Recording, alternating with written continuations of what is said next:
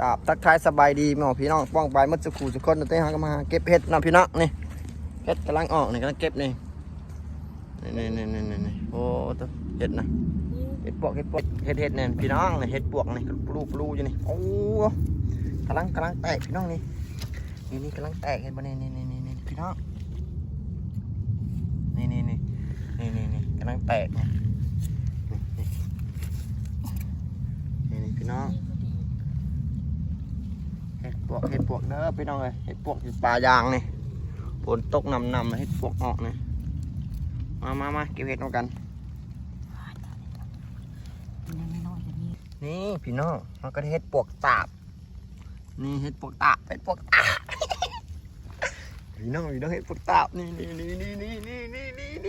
พี่น้องอังตอนเห็นมัน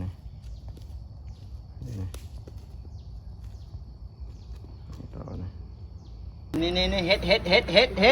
ใช่เห็นหน้านะ คุณอาเห็ดนี่